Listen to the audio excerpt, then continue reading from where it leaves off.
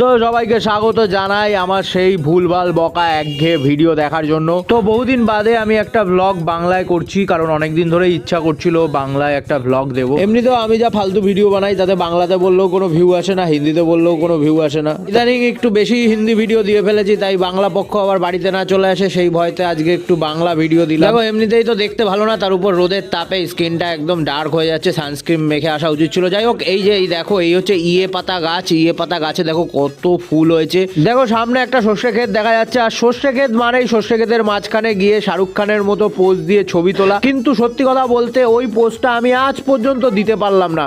আর pose দিয়ে ছবি তুলবো কি, এমনিই তো দেখতে ভালো না, তার উপর ফটোগ্রাফারও কেউ ভালো না। আর এদের হয়ে গেছে বয়স, এদের মধ্যে নেই রসকস, নেই রোমান্টিকতা।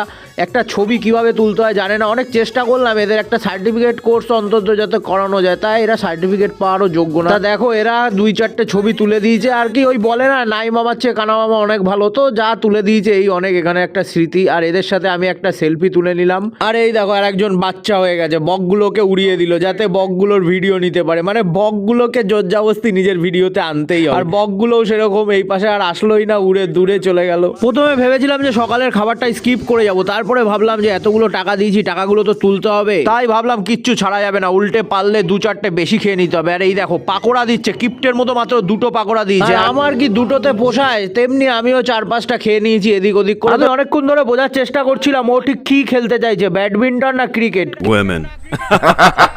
তো অনেকক্ষণ খোঁজাখুঁজির পর আমরা একটা আক্ষেত আবিষ্কার করলাম। এদিক ওদিক তাকিয়ে দেখে নিলাম যে আক্ষেতের মালিক আছে কিনা। এরপর তো বুঝতেই পারছো আমাদের 20 নজরে কোনো কিছু পড়ে গেলে সেই জিনিস আর আস্ত থাকে না, তো যেভাবে হোক সেটাকে উদ্ধার করলাম। আখটা খাওয়ার পরে বুঝতে পারলাম যে কেন এগুলো এখনো পড়ে আছে। আসলে আখগুলো হচ্ছে শুকিয়ে গেছে, এগুলো আর বিক্রি হবে না, তাই আমাদের মতো ছাগলের জন্য ফেলে রেখেছে যাতে আমরা কিছু কিছু তুলে কমিয়ে দিই। তো এই কাকার নাচ দেখে আমার খুব ইচ্ছা করছিল যে কাকাকে 500টা টাকা উপহার দিই, কিন্তু আমি তো আগেই বলেছি যে আমি গরিব মানুষ। কিন্তু আমি গরিব হলে কি হবে, আমার মনটা খুব বড়, পকেটে 5 টাকাও নেই, কিন্তু 500 টাকা দেওয়ার স্বপ্ন দেখি, তো এটাই অনেক। তো এইবার আমি বসে পড়লাম টাকাটা উসুল করে নেওয়ার জন্য।